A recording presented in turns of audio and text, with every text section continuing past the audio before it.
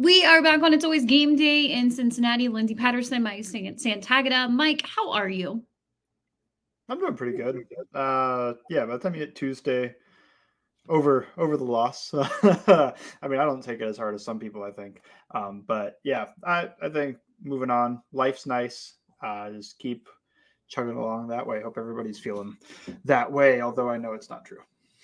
Yeah, I agree with you. I think by the time you get to Tuesday, you start to move on. Um, Obviously, the Kansas City Chiefs game, it felt like it took a lot out of a lot of people. You could even say it did to Joe Burrow when he talked to the media. Just mentioned it was one of the hardest losses that he's dealt with. And yeah, it's one of those games where obviously we'll get to the film breakdown and everything that you're able to see on the offense and defensive side. But I think it's just one of those games where you can replay a lot of moments in that game if things would have went differently.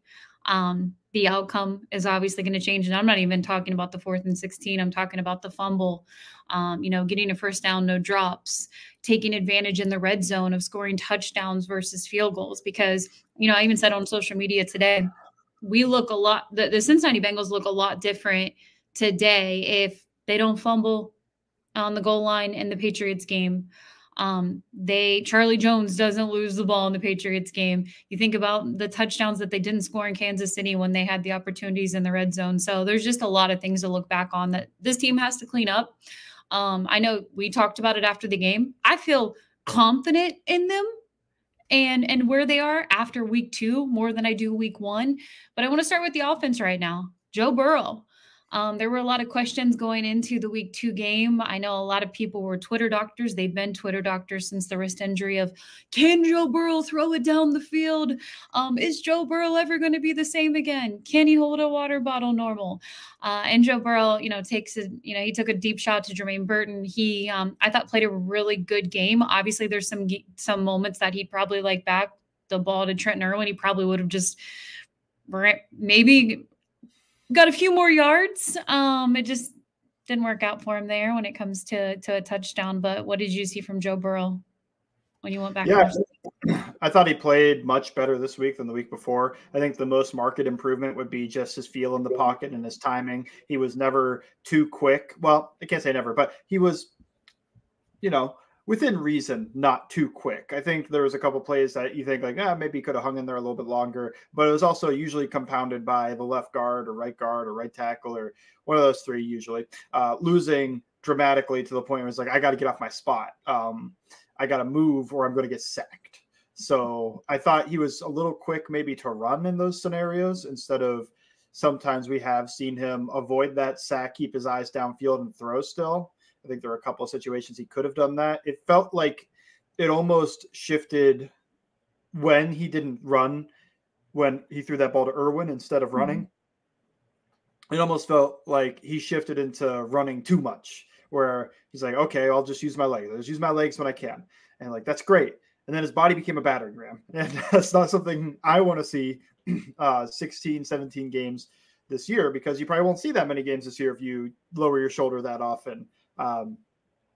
I think he played really well, though. He was very accurate. He threw the ball well down the field when he had the opportunity. Well, on the one play, he threw the ball extremely well down the field. And then the other two, there was either miscommunication or something with Gesicki. And the other one to Burton, I think he threw that away more than anything. I don't think he was giving McDuffie a shot at that. I was a little confused on the process there, but he got heated up. And it was the classic 989 double goes that the Bengals have run a lot. He got heated up either side he could go to, but for some reason went to the side with Burton, who had McDuffie on him, instead of Chase with, I think it might have been Joshua Williams on him. To me, that seems like I got to go the other way, right? But they also had the middle read player on the left side. So if they did drop out of it, he probably wants his eyes on the left side more than the right side, just so that he can feel like, okay, well, it's going to be one of these two guys over here. Just maybe didn't sense that they were going to bring that big of a blitz at him or something. It didn't feel like he had the ability to reset his feet and look back to the right instead. But another one of those situations where maybe that's also just Jamar Chase hasn't been at camp and I don't feel that comfortable yet starting with him on the read. It feels like there's been a few of those possible scenarios that we don't know because we don't know what what's being said in the huddle, in the film room, in the play calls, etc., in the coaches' heads, Burrow's head, whatever. But it feels like one of those scenarios of like 2 years ago, would Burrow have just like looked chase first once he saw pressure and thrown that? Maybe. But overall, I thought it was like a B performance for my standard of Joe Burrow. I think there's a couple of plays he'd want back. I think Spags got him in the most important moment where he had Irwin for the first down, but it felt like he was waiting for Gesicki. They brought a crazy blitz that still involved a double on Jamar Chase, and that's how he got sacked. He didn't think that he was hot because the guy who blitzed was coming from Timbuktu, which is what the Bengals did to Josh Allen in that one playoff game. So, kind of a little bit of like a taste of your own medicine. I picked this one up from Lou Anarumo, possibly. But yeah, I thought he played well. I would be way more positive now, and I think everybody is, than they were last week, even though you're 0-2 rather than 0-1. It just looked so much better. Yeah, I agree. I mean, obviously there were opportunities for the Cincinnati Bengals to win that game. It was good to see that out of the offense. It was good to see that out of Joe Burrow. And honestly, we talked about it going into the game, and I feel like probably even said it in last week's predictions. If this team doesn't win, I just want to see them look different in this game, and they looked more than different in week 2 on the road in Arrowhead, playing one of the best teams in the NFL, the defending champs. And it just looks like the Cincinnati Bengals. I mean, they're not afraid to go there. They're not afraid to go to Arrowhead. None of that feels intimidating. They had one false start on their offense the whole entire game. Credit to them. But yeah, there are a few things that I'm sure Joe Burrow would like back. But week 2, we've seen pretty bad football from the Cincinnati Bengals over the last few years. And I felt like it's just obviously a gut punch because it did feel like theirs to control and end that game. But it didn't happen. So offensively, I still feel like there's things that, you can tweak. Maybe we'll see more out of Jermaine Burton and Eric. I'll get to them in just a moment. Week 3 could be the return of T. Higgins. We'll get to those predictions later in the week. But there's one thing that I noticed, and obviously it was towards the end of the game. There's a lot of talk about Joe Burrow, and I know none of all that's kind of silly when you know the quarterback that you have in Joe Burrow, and obviously he was coming off a major wrist injury. But there was a clip at the end of the game, and Joe Burrow was walking off the field, and obviously he was shaking Pat's hand and some of the other players. Chris Jones was another one he saw. I think he saw Travis Kelce, just some of the Spags. I came up and he was like giving some heartfelt talk to. Oh, is that what you're trying to say? Yes, that's what I was trying to get to. I was trying to make sure you missed it. But what I noticed was Joe was ignoring anybody. Like he was saying hi to people. He saw everybody. But Joe was walking off the field, and you could tell Spags just comes running to the right of Joe. And he just stops him. And I don't know what he said. I would love to know what the mic. It's probably going to be on some NFL show where we'll hear, what he possibly said to him. But you could hear him just patting her, slamming Joe. Like you could tell, look, Joe tests him every single time. We've said it on this podcast. Spags is probably the best defensive coordinator in football. And that says a lot. He goes up against this guy several times, 5 times in the last few years. And you could tell the respect that Spags has for Joe Burrow. So when you hear things about Joe Burrow and he's not the same, look what Joe Burrow did in week 1. Can he come back? The best defensive coordinator ran on the field after the game to go find him to make sure he said a few words to him. So that was one of the things that I noticed in the post game. And that's what you were getting to too. Yeah. I think that might be the quarterback Spags respects the most. Obviously he doesn't have to play against Mahomes, respects facing the most because in 21, the first game, Spagnuolo didn't respect the Bengals offense. He definitely didn't respect Joe Burrow, didn't respect Jamar Chase. So he was sending blitzes, and they destroyed him. And since then, it has been a very good chess match between 2 really good, really smart, quarterback and defensive coordinator. It reminds you of a little bit of some of those in the past. You could think of like Peyton Manning versus Bill Belichick or Wade Phillips when he went up against some of those guys. But it's just what a cool moment to see how much respect they have for each other. It was, like Spags looked like he was like saying like, you gave me one heck of a fight, and Burrow, it seemed like was receptive as much as he could be after a loss. Just probably maybe talking about that last blitz of like, what the heck was that, man? type of thing. That ended it, man. Yeah. And sometimes the best defensive coordinator of a generation is going to get you. I think we could just say that too, where guys can't be perfect all the time. It's just like the other way around, where sometimes Burrow gets him. That's why it's a cool chess match. It wouldn't be a cool chess match if one side always won and was ahead of the other. I think it's cool to see throughout a game, one take the lead, then one fire back. And not to say that Zach Taylor and those guys don't deserve any credit too, because they do. But I think the defensive quarterback thing also comes to just not so much like, oh, everything got schemed up for him, but it's finding the right answer whenever he can, like throughout the entire game, always finding the right answer and knowing when to take his shot. So yeah, it was really cool to see the respect that those two have for each other. And he ran onto the field. Maybe he does that with Josh Allen or those guys too. I don't know. It's always game day in Buffalo. Otherwise I'd probably know. But yeah, it is cool to see that with Burrow. And I think coaches you always see it every year when those things come out. The coaches and the owners and GMs and whatever, they rate Burrow as a top 3 guy. It doesn't always seem that way in the media, but at least they have a lot of respect for him when he's healthy. Yeah, and we'll move on from Joe Burrow. Obviously, we'll get to the matchup versus the Commanders later in the week. I want to quick hits on the offense right now. Eric Gall, I feel like Zach Taylor's listening to a little bit of this podcast, or he's listening to what you're writing, but we saw more of Eric Gall out there. It was a tight end game, 151 yards to the tight ends. I loved everything about it when you have the reliable tight ends. Obviously, Gesicki's going to want one of those balls back. When you look at this tight end group right now, what were your overall thoughts when you went back to watch the tape? Yeah, they got a little more interesting with their groupings. They started in 13 personnel, which is like, ooh, that's a lot of tight ends. They went to it a few times. That's the most 13 personnel I think I've ever seen. That's the most any personnel grouping other than 11 and 12 that I've ever seen in the Bengals offense. And it's probably the most I've ever seen them divert from 11 personnel. So it's kind of a little bit of a evolution and adaptation to what they're going through.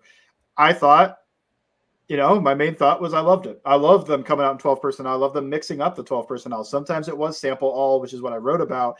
But I also saw all and Gesicki at times. You saw Sample and Gesicki on the field at the same time. Any type of mixture of those 3 was going on, and they're all useful. They all have a very defined role. Eric Alls is growing more and more, but it's like Sample's a blocking guy. Gesicki's a receiving guy. And All is kind of doing it all, for lack of a better phrase. And they ran the ball with Gesicki in the formation, and I mean, honestly, gave the most effort I've seen him give. So didn't blow it up. So I think if you can get that out of him, like that was one of Gesicki's best games that I can remember. It was top 5 in terms of his highest yardage games of all time. Could see more. I think T. Higgins might eat into that a little bit. It was interesting their usage of Gesicki because it was mostly as a receiver, but they did use him just a tiny bit as a tight end, like a real tight end, because you don't want the other team to have some statistic that's like 85% of the time that Mike Gesicki's on the field, they're throwing the ball, because then that becomes like, well, Mike Gesicki's a 3rd down player. We can't really use him on 1st and 2nd down if teams are going to know that we're throwing the ball when he's on the field. So when he's on the field on run plays, gives you just enough pause. I think once you get around 75%, it's like, yeah, it's probably a pass, but we can't sell out. We can't just tell the defensive ends to pin their ears back and fly upfield. And you actually saw that on the pistol play, which was one of those Gesicki and all 12 personnel sets where they motion Gesicki. Kansas City thinks that's run because that's the same run that they've shown on tape repeatedly, and they threw it over the top to Burton. So I loved it. I thought it was a very nice way to attack this defense. It was a new wrinkle that I don't know if Spags was prepared for as well, where he hasn't seen the Bengals do this before. It was cool. And it was also very cool that I wrote about it, and then the next week they dominated and used it. I'm telling you, I do think Zach Taylor is his burner account is on X, and he's paying attention to that stuff. And obviously, it was a great breakdown last week. A lot of people should go check it out on All Bengals. Just a few more things with this offense before we switch to the defensive side of the ball. When it comes to Jermaine Burton, I know a lot of people wanted to see more reps out of him. I don't know what it looks like when T. Higgins does return in the wide receiver room, because you're going to have guys like T. Higgins, Jamar Chase. Maybe they move Gesicki still in that receiver type of role. Eric All, his stock is rising like no other for me right now, because he was reliable during certain parts of the game. And I think when you think of that first drive for the Cincinnati Bengals, I don't know how you felt, but I was just like, as soon as they started driving down the field, I'm like, this is going to be another game that's just going to go back and forth. Just the way that they were able to do it and put it together, try different guys. And it just felt like the confidence was on this offensive side early on. Obviously couldn't get it done in the second half when they needed that last first down to move the ball. But Other playmakers on this team, Jermaine Burton, I know it was only just 10 plays he was out there, but what did you think of Jermaine? Yeah, I mean, he's filling a role really well. I think he's extremely good at his role. Now, I think that role should grow at this point. I think they should trust him possibly to do a little bit more. They'll know the best. But, I mean, when a guy goes out there, when you finally give him his opportunity and he succeeds in it, like, okay, now it's time to open up the fire hydrant a little bit more. Let's let him drink a little bit more from this playbook. You know, let's get him on some stuff that's not just deep down the field, because that is kind of what they used him as, just like run deep. Just run deep. And they designed up a shot play for him, which was awesome. I think they wanted to hit him on a deep ball too. I think that was also part of the reason that he might have gone that way versus the way to chase on that double goes one. But I also think this game might be a little bit too important to be taking that shot versus throwing the ball to Jamar Chase in that situation. Love that they designed up a shot play for him. It was the best play that they had all game. It was the best design play, best throw, best catch of the game. I would like to see him with more opportunity. I do think T. Higgins throws a wrench into that mix just because he's probably going to play quite a bit outside. I think they're going to move guys all around, at least hopefully. I think Gesicki's still going to see the field. I mean, they really liked using him in this game, whether that was just isolated on defensive backs where he did really well, or it was just they ran high-low concepts everywhere, and they kept using Chase as the low man because defenders are just kind of, you know, the gravity, they're pulled into him. It's just like his talent in this situation is mass, and, you know, defenders just attracted to him. So then they'd find Iosivas or Gesicki or whoever over the middle of the field or on the outside running a little bit deeper, 8 yards, 10 yards, somewhere around there. And we're able to hit him, pepper him with those targets, just throw some darts that way. So I think it's another way where would Burton succeed in that role? Maybe. I think he might be able to run those, you know, 10-yard ins, 10-yard outs, corners, etc. To take advantage of that too. I think they need to find another way to use Chase. I like that way, but I'm like, okay, but now we need another way to get the ball to Chase too. That's not just these plays and screens. Maybe find a way to get him the ball deep down the field. But yeah, I liked what Burton did. I thought it was good. I thought he deserved more opportunity after this game.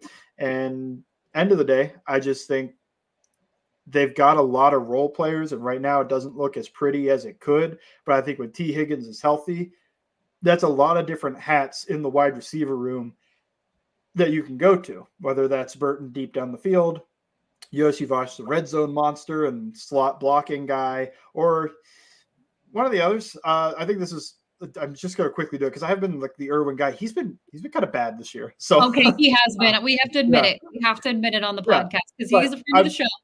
Yeah, I'm just going to say that he had 32 targets in 2023 and 23 targets in 2022.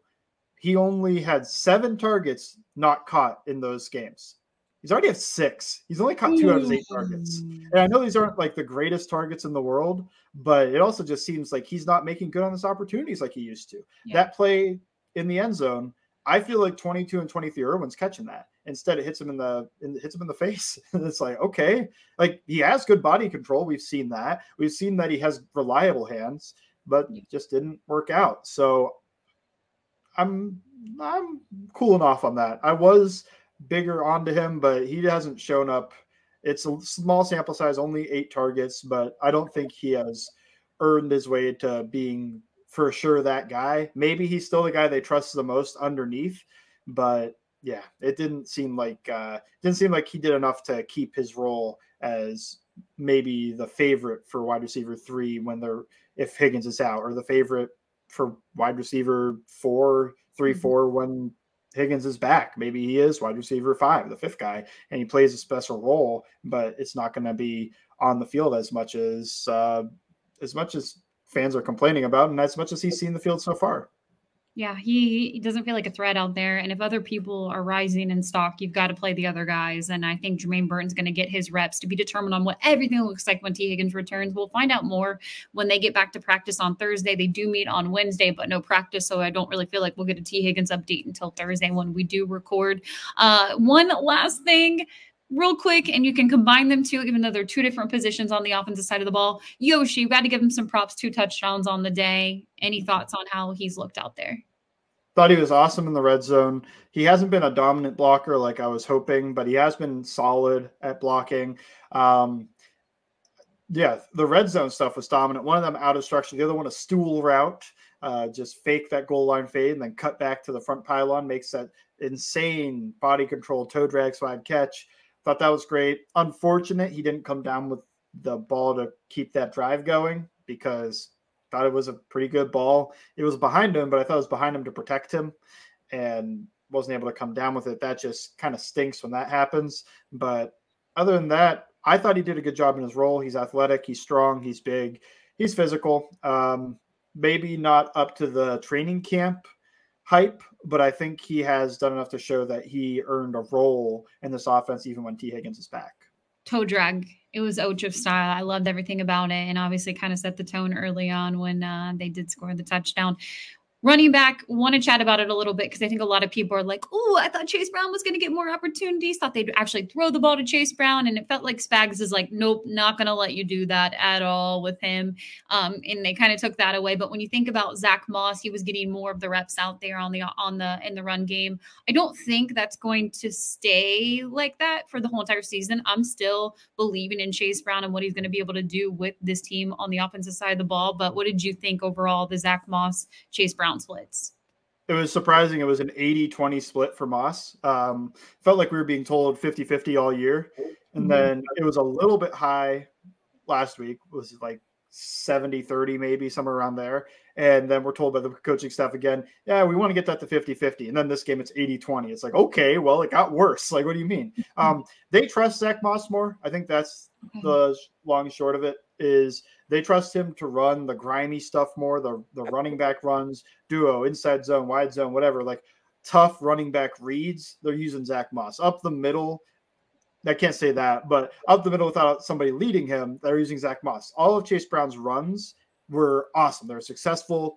He generated a ton of EPA just on his runs, did more than Pacheco in terms of, expected points added. But at the same time, all of his runs had a tight end leading him. So that just kind of shot the light bulb just a little bit of like, they don't trust his vision just yet, where they want that tight end to lead him where he's supposed to go. I think that's why, along with they trust Zach Moss to be the pass protection back, and Zach Moss was a good pass protector. Chase Brown had 0 pass protection reps. It's not hard to see which one they trust more in that scenario, because Zach Moss was out there blocking.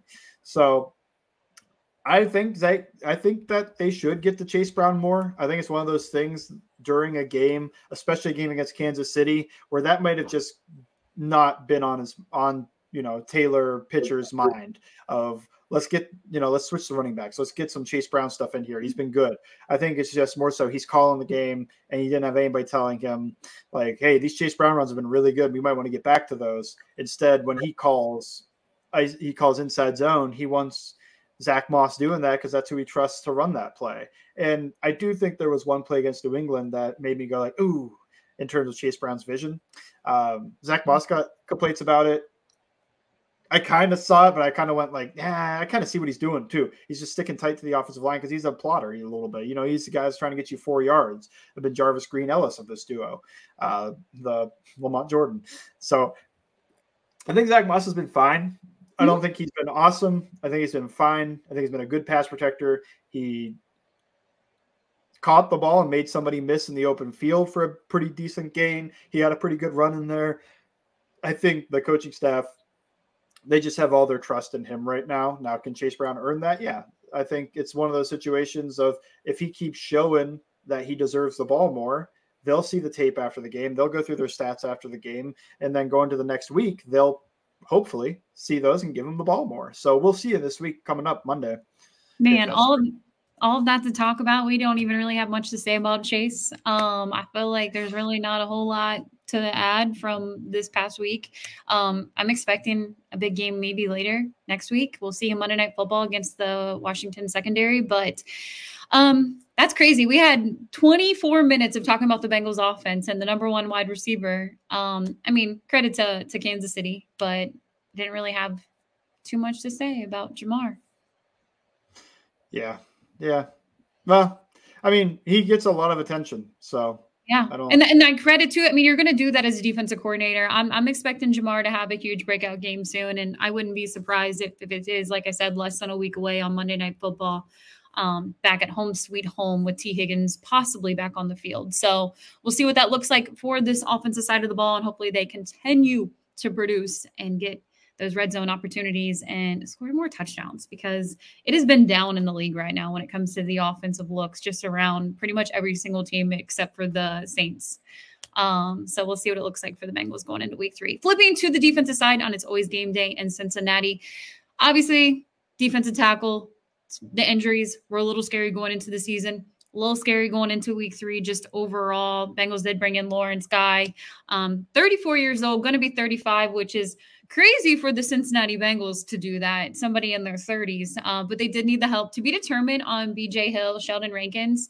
Obviously dealing with hamstring injury. We'll find out more when the Bengals are back at practice this Thursday, if it's just going to be they're going to miss any time, if they will be available for the game on Monday Night Football. But obviously smart on the Bengals to do that. Myles Murphy still expected to return week 5 against the Baltimore Ravens. He's obviously on the short-term IR. McKinley Jackson, the same thing. But, we'll see what that looks like for them on the defensive side of the ball. But when you look at this matchup versus Patrick Mahomes, Lou Anarumo, it just felt like old school Lou. They allowed Pacheco. They're like, go ahead and run on us. We're going to make you throw the ball. And when you look at the secondary, outside of the insane interception from Cam Taylor-Britt, what did you think about the cornerbacks? Yeah, I thought they were good. I think there were 3 keys, and there probably are 3 keys every time that Anarumo does a good job against Mahomes. The first is the pass rush. I think that's the most important. And obviously they got that with Trey Hendrickson this week, where he beat the rookie so bad that they benched him. 2 sacks, multiple flags drawn, multiple drives killed. Should have been another drive killed, but yeah, we're not getting into it. We got into it last time.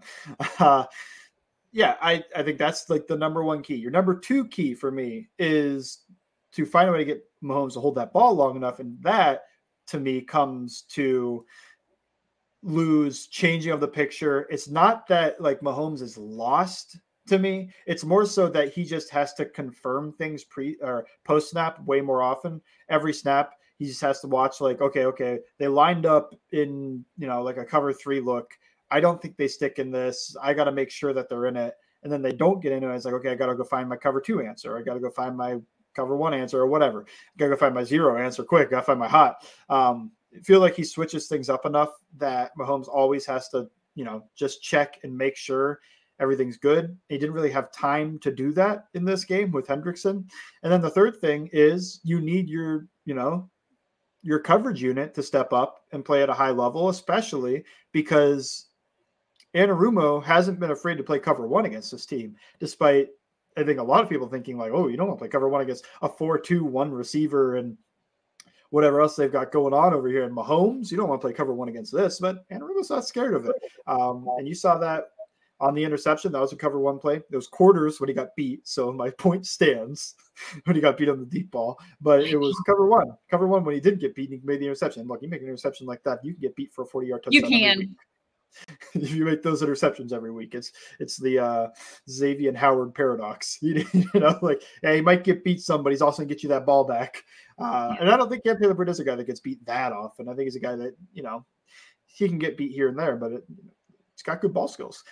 Love to see it. But they played really well. I thought they played really well when they're asked to play man coverage. That's important in this game because they've got a lot of speed on the field. They've got a lot of good players on the field, and you have to be able to play sticky, play tight to them. That includes the linebackers on Isaiah Pacheco, not letting him get free released out of the backfield, not letting him get open in the backfield to catch balls underneath and then go make guys miss and keep running.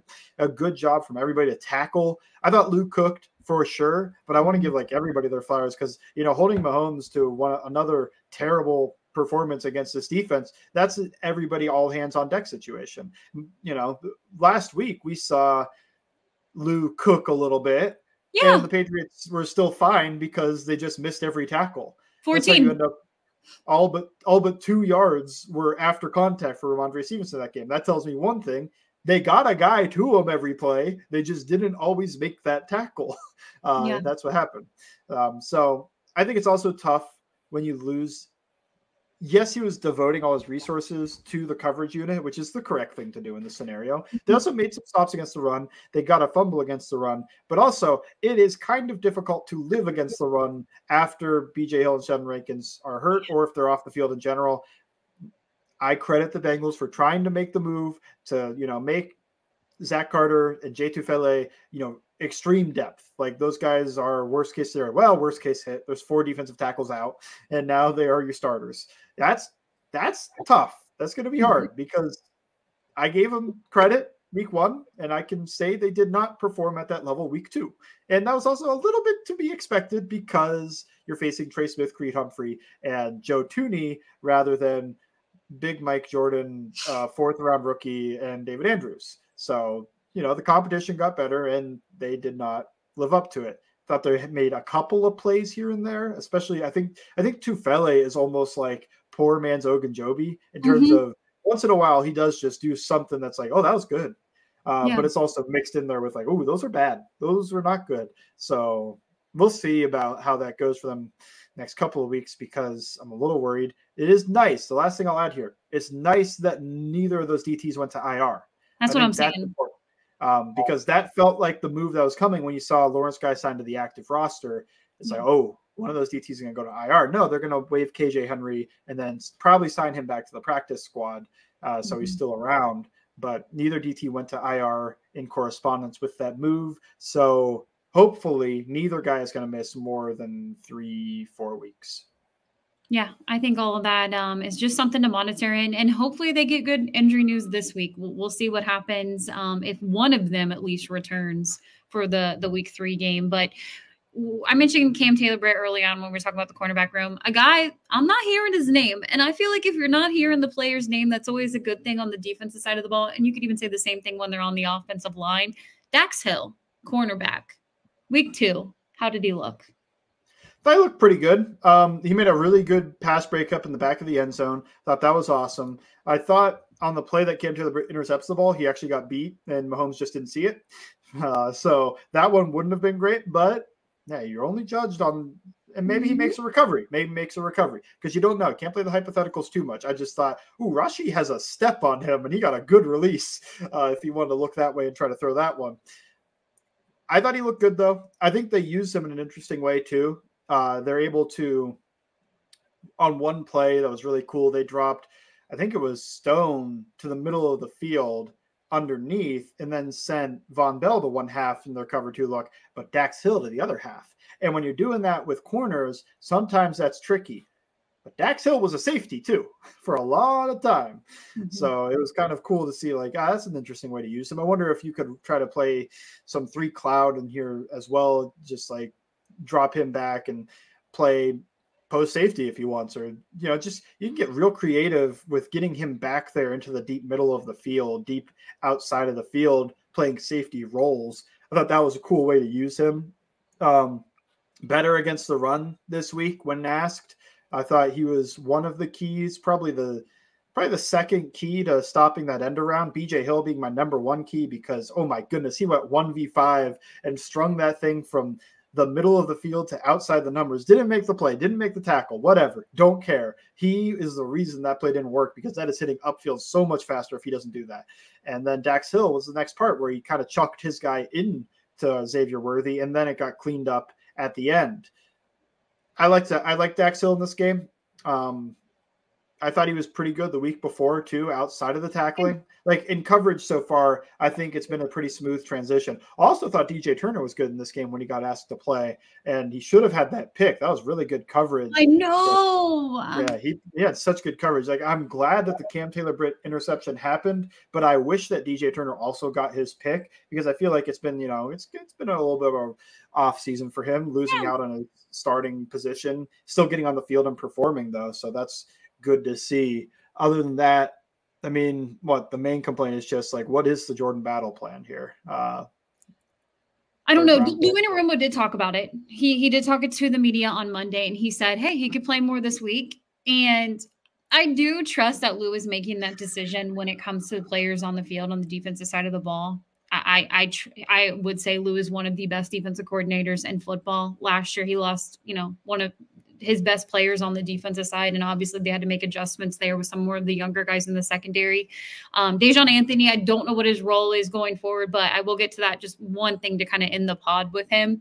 But Jordan Battle, I don't know what's happening. I don't get it, but again, not going to be surprised if he's in the mix on the defensive side when they play Washington. You know, maybe he changes it up a little bit, but even Lou said, hey, he could be playing this week. Maybe he's just saying that. I don't know.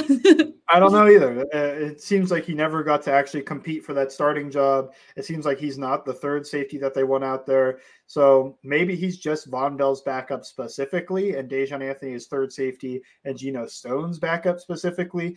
I don't know, but it's a little disheartening to see a guy play well his rookie season and then be pretty much removed from the field year two, because I can't name too many success stories that involve that path where a guy plays well, then doesn't see the field. And then it's like, oh yeah, but he's still great when he comes back, and he's just going to be a starter when that other guy leaves. That's not a scenario I've seen play out that often, because if guys are usually happy with that guy, they usually kind of keep him around. So maybe there's something else that we don't know. We're not in the meetings, whatever else. There could be something going on there, but it's a little disheartening, I think is how I would describe it. I do wonder, and obviously if Jordan Battle can come in and he is better than a guy like Von Bell and you put him back out there, I totally understand it. Play your best players. I do not care if they were drafted in the 7th round or the 1st round. Play your best guys. But at the same time, you even heard Lou in the offseason when free agency was happening. Like, he called Von Bell. He was like one of his first calls, like, you got to come back to Cincinnati. Because Lou obviously saw last year what it looked like. And I do wonder when Von Bell's out there, as far as communication style, if they just trust that and they feel comfortable with that, and that has helped them a little bit just because of kind of the nightmare scenarios we saw last year. Maybe. I mean, they're doing a lot of crazy stuff on defense, so you certainly need high-level communication in that scenario. But yeah, like, I get that's why he's not starting. It's just I've heard the idea that it's because, well, Dejon Anthony's playing a specific role, and to me, it's just like a little bit of cope. It's kind of like, oh, that's 7th rounder. He just does this role better. Don't worry about it. It's like, well, yeah, but if like the safety is good, you get him on the field.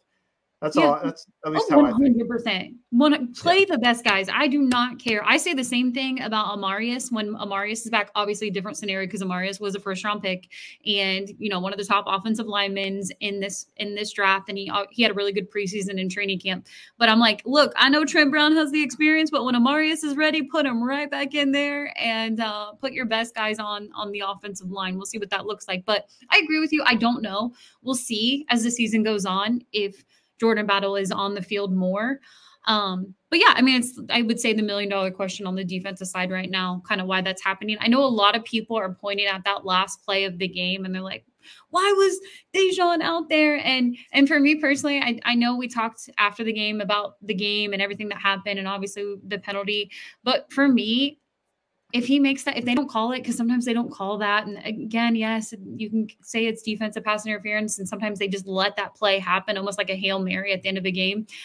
If that doesn't happen and the game's over, everybody's saying, did you see what Dejon did? Like, look at that play. Fantastic work from the 7th rounder. I mean, it was just like a second difference. And I'm not too down on him for that play. I hated the CBS camera on him after the game. I loved his teammates talking to him after the game and just being like, look, we got your back. This is just one play. Cam Taylor-Britt was one of them that explained that. So that was a really unfortunate situation for a rookie 7th rounder. Confidence boost, Arrowhead on the road. Wasn't down to that. I mean, obviously there were other opportunities in the game. The Bengals could have won it. It's a gut punch how they lost the game. But, did you have any kind of overall thoughts when you went back and you watched that last play? I thought it was really good from him up until the point of contact. I thought, he came from like 15 yards deep sprinting to get in that position because it was, I think Geno Stone kind of jumped Pirine, who was in front of him. And I don't think he knew Rossi was running behind him. Is that a communication thing? I don't know. But, you're trying to match with people when the play breaks down like that. Is also just hard to cover people for 8 seconds like that. So he goes to cover that. Mahomes sees that, tries to make the throw to Rashi, but Dejon also saw that, came from so far deep to go break that ball up. If it's not called, Yeah, I would have probably posted that as a highlight. Like, look how far away Dejon Anthony came to go break up that last pass and win the game. But instead it got called. So, like, one, I Yeah. don't want to post that highlight just because, like, I'm just going to see the replies of he lost us the game type No, of not thing. at all. Like, yeah. But at the same time, he came from so far. He recognized it. I like the play. Everything about that play. And I can't even complain that much about making contact when you're sprinting 15 yards away to get there. It's tough though. Yeah, it's just tough. Like it got called, and now instead of that being a highlight, it's a low light. And I'm sure he's beating himself up about it more than anybody. But it was a really good play up until that moment. That was the one thing that stuck out when you watched it on film, where it looked like, you know, a really difficult play for a safety to make. And I don't know how many safeties could make that. I don't know if Jordan Battle could have made that same play because maybe Anthony's just got a little bit more juice to him to get up there. But tough to see that, you know, it didn't go that way. It was a really nice play up until the flag came out. I'm just reliving that last like second of that play. And it's really unfortunate for him, but he'll make some plays on this defensive side, and Lou's obviously not afraid to put him in those moments. And he even mentioned that I'm putting fresh legs out there. That makes sense. I do not blame you. And a lot of people wanted them to rush Pat, but at the same time, Pat's probably going to find time to roll out and give it to someone. And, you know, who would have, we don't know how it could have ended differently. I think if anything, that middle guy should have just been a spy. He should have just not even tried to rush. They used Zach Carter in that role. Yeah. Probably not my choice. If anything, if I was going to rush that guy, like that kind of goes back to the Okunjobi thing. Like, kind of maybe we'll just threw Tufele in there. This is one of those plays. He just has this good play here because I think he's got a more likely chance to win against offensive linemen in a pass rush scenario. But I think I also would have maybe just used Jermaine Pratt there and just kind of told him like, hey, just stay here. Don't get grabbed. Just hang out. And then once Trey Hendrickson flushes him out of the pocket, go chase him and hurry that throw up. That's something Georgia has done called odd mirror, where that guy's just kind of mirroring, where if the pass rusher goes in and flushes him out, he runs out and chases him. If he doesn't, then he'll eventually rush. But it's mostly just kind of like stay there, contain, watch. And that's not to say that that would work, because that is what they tried to do against Lamar Jackson last year. And Lamar just outran Logan Wilson. So like that could happen too. But I think of putting an athlete, somebody who's got at least some athleticism and some ability to shed blocks in that scenario, and maybe try to force Pat to make that throw a little bit earlier and under pressure, rather than just have Zach Carter rush into two guys and not make any movement. I'm just reliving the play all in my head while you were talking the whole entire time. But yeah, just unfortunate the way it ended. But for the Cincinnati Bengals to play better, and I would say on both sides, you should feel really encouraged. Obviously, the defensive tackle stuff, hopefully that gets all figured out and you do get some healthy bodies back after week 4. But overall, I'm looking forward to this team playing again on Monday Night Football. Hopefully good injury news on T. Higgins and Chris Jenkins to be determined if he's going to be out there, but they will get a couple of the IR guys back after week 4 is over. Mike, quick thoughts. What's on all Bengals this week? I struggled to come up with my topic, but I came up with it today while I was thinking. They changed their base defense, and base defense doesn't mean the defense you play the most. It means the defense that you're going to match heavy personnels with. They started out in a 3-4. It didn't work. They moved to a 4-3, brought Akeem Davis-Gaither onto the field for those scenarios, and he played extremely well. I think they should continue to play 4-3 base at least until they get all their defensive tackles back, and maybe further, because defensive tackle isn't really a strength of this team at the moment, or this year probably, unless guys really show a lot of their rookie year. So Akeem Davis-Gaither did show enough to see the field more. I think he ended up playing, I wanted to find it real quick. He ended up playing 16 snaps in this game, which is more than BJ Hill is able to get, but it was also, I think, the most he's played in a little bit. I'm going to try to pull it up real quick. I don't want to take too much time, but it's just, I saw plenty of defensive snaps. It's the most I can see in the past couple of years. 2023, the most he ever played was 13 snaps. He ended up actually playing 14 snaps against New England as well. So I think this year so far, they've shown that they might want to do a little bit more of that 4-3 stuff, and that would involve Akeem Davis-Gaither seeing the field more. They mostly saved that for fast quarterbacks the past couple of seasons, but They didn't use him in this role the same way in 23, and I don't think they did in 22 that much. So seeing him come onto the field and play at a high level, that was really nice to see. They've got linebacker depth. They don't have defensive tackle depth. Let's make the switch and play a little bit, play the Marvin Lewis base rather than the Lou Anarumo, what he's been accustomed to. All right, one last thing as we're wrapping this up, I would love, and as I mentioned before, the way this team played in week 2 of what we normally see in weeks 4 and 5 and kind of just the midpoint of the season was really encouraging. It would be awesome if that continues on the offensive side of the ball with that opportunity on Monday Night Football. We will preview it. We will predict it. We will have updates on all of the players and hopefully good injury news on BJ Hill and Sheldon Rankins too. Make sure you follow Mike Bengals_Sands. Check out his awesome breakdowns every single week on X, Bengals_Sands, or on All Bengals. Make sure you listen to the podcast after the game on Monday Night Football. It's always game day in Cincinnati, and thank you for listening.